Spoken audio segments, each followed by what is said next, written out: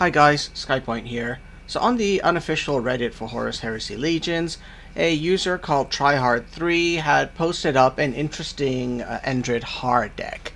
So I took his concept, I tweaked it a little bit, and it led me to one of the most hilarious game ends which I have ever had. We're going to go ahead and just take a look at that that match end right now, and then after that I'll show you the deck which I used for this as well as the whole match. Alright, without further ado, check this out. I'm going to start off in quite a lot of trouble. Conrad Curse has turned into the Night Haunter. He's on a whopping 37 health because he's also played Apotheosis. So he has 3 attack with sneak attack, and every time he kills something, he goes invisible. Normally, you would lose this match.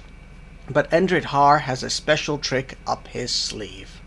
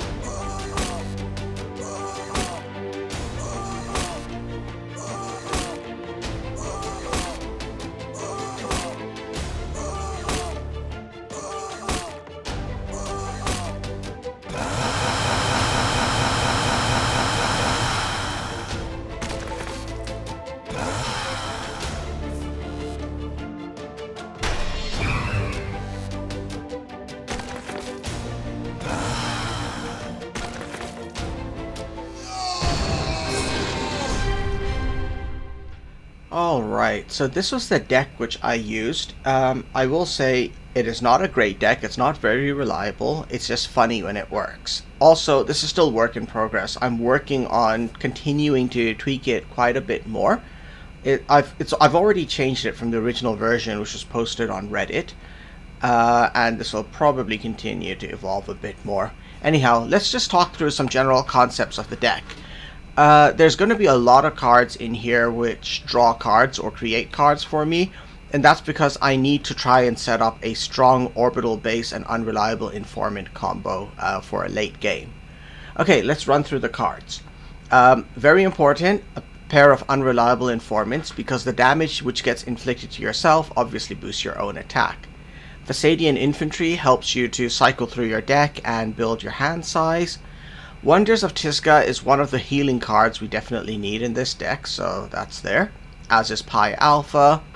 A pair of orbital bases, because that's our win condition. The idea is to have a decent sized hand, play orbital base, and then boost your attack to a big number. Supply lines. We've got 4 vehicles in this deck, and supply lines helps us to hunt for and play them. Sibyllins. I'm not sure if it deserves a place. Maybe an Orphans of War troop might be better, but for now it's working. Salin 11th Infantry, again, it's there to help hunt for cards because it draws a card when it dies.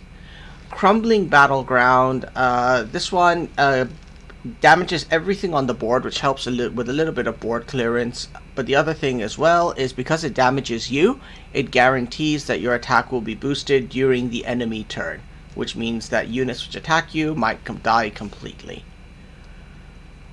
Price of Redemption. This one is there to sort of just make sure that as one of your troops dies, he takes something worthwhile with him, so alright. Orders from Terra. This is part of our win condition. The idea is once you've got a nicely boosted attack, you can use Orders from Terra in order to double up that attack. Bran Nev, I have him there because he helps to add cards to your hand, and also he can help chip away with damage. Volcanic Instability is sort of your board clearance, and because it damages you as well, it's going to boost your attack. Sea Wreck, well, I'm not exactly certain I'm not exactly certain if he deserves his spot in this deck, but it's probably one of the best Chaos cards. Creates a demon, which comes at a discount, so why not? Chi Mu is a fairly tough vehicle, which has some nice healing bonuses for you. The mortar carrier is always a very useful unit. And then lastly, we have Ancient Kalon. So this guy has shield, and every turn he regains shield. So he's relatively hard to kill unless you've got an appropriate tactic. Alright, so that's the deck. As I said, don't think that you have to stick with this. This deck is not optimized. There's still a lot of room for improvement. I think I can replace more of the neutrals with Orphans of Wars. I just haven't figured out which changes I want to make. Alright, so let's go ahead and see that whole fight from the beginning. Okay, so I didn't like any of the cards I started with over here, so I was doing a full mulligan on those. I'm trying to look for Unreliable Informant. And I didn't get that, but at least I got supply lines. So let's take a look. I actually went second over there. He passed on his first turn altogether. He passed on his second turn, so he's just really unwilling to take damage early on. I think he's trying to rely on turning into Night Haunter. That's fine. I'm just giving myself... I gave myself Survivor in my first turn. I played Supply Lines in my second turn, and now I've got a Mortar Carrier ready to go. So he hits me with a Mortar Strike himself, so now I have lost 7 points of health. He's only lost 2 points of health. Let's start changing that over here. I'm going to attack him to push my attack higher so he doesn't drop a unit with 3 health and then use it to attack me and have it survive. Okay, so he's starting to try to take down that Mortar Carrier of mine. He's not willing to take damage on his Warlord. That's interesting. There's a Brand Nev, so that's going to create a unit. Okay, a Keld Squad. That's not bad. Keld Squad actually gives adjacent units, which would include my Warlord, +1 attack. So next turn I can drop Keld Squad between Brand Nev. Oh no, wait. That's a bit of a problem. I don't want that thing attacking me next turn. Alright, Brand Nev, you have to go now. Okay, there we go. Brand Nev is gone. Let's bring in Sibilance and supply lines for another cheap vehicle. What are we going to get here? Ooh, a discounted Ancient Kalon. Nice. Really? Another one of those things. Reapers of Kaldak. Alright, how do I deal with this? Let's go ahead and drop Keld Squad and attack him directly. So now he's taken 14 points of damage. I've taken 12. He's trying to get rid of Keld Squad. Oh, look at... Oh, he's just going to use Conrad Curse all the way on that thing. He's going to reduce it, I think... Yeah, he's going to reduce it to 1 attack only and take it out. Alright. Now I want that Reaper gone, so we're just going to go ahead and hit it directly. And this will probably be a good time to drop my discounted Ancient Kalon. Because of his special ability, he can automatically destroy any troop attacked, and with that shield, he won't take any damage. Okay, he's trying to focus me down quite a lot there, isn't he?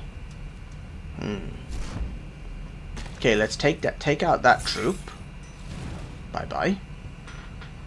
And he's going to start turning into Night Haunter soon, so let's just get prepared for that.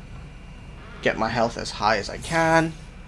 I'm expecting him to transform this turn and go invisible. Yep, there we go. And he's going to take out my Pi Alpha 3 and become invisible again. Oh, no, he didn't. Is he trying to save to farm that next turn for invisibility? Let's just give myself some extra Survivor. I'm trying to build up my hand in preparation for hopefully getting an Informant and Orbital Base. Okay, perfect. There's an Informant. But in order to finish him off, I need to do it on a turn when he's not invisible. Oh, that's not good. He goes invisible now, which means I cannot use my Unreliable Informant trick right now. Because he will just be... I won't be able to attack him. So instead, I really don't want to put troops on the board, because anything which he can easily kill to become invisible will slow this down. So instead, I'm just going to use a little bit of energy to heal myself and give me more survivor. Okay, he does a mortar strike. I would have been happier if that hit me actually than him, but okay. Oh no, is he going to be able to go invisible? No. Okay, no, I don't think he can. He's doing 3 damage to the Dreadnought, but it should survive. Alright, this is my chance. Oh, nice. A double informant. Watch this.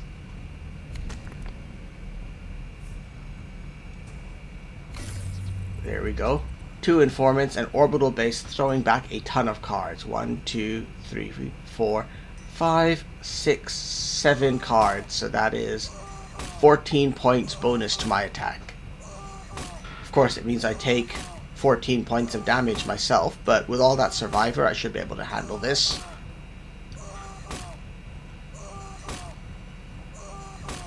Okay, here we go. Nice. Look at all those points of offense racking up. Attack him, and he's on 21 health, but now I have orders from Terra, and I can attack him again. Nice. And I can have my choice of dreadnoughts to use, and it's bye-bye Conrad Kurth, or even Night Haunter. Anyway, hope you guys found that little video satisfying. It was fun to play as. Go ahead, try out Endryd Haar. Let me know if you managed to make a reliable deck. I'd love to see that. And until my next video, have fun guys. Remember to subscribe, and I'll see you on the battlefield. Bye for now.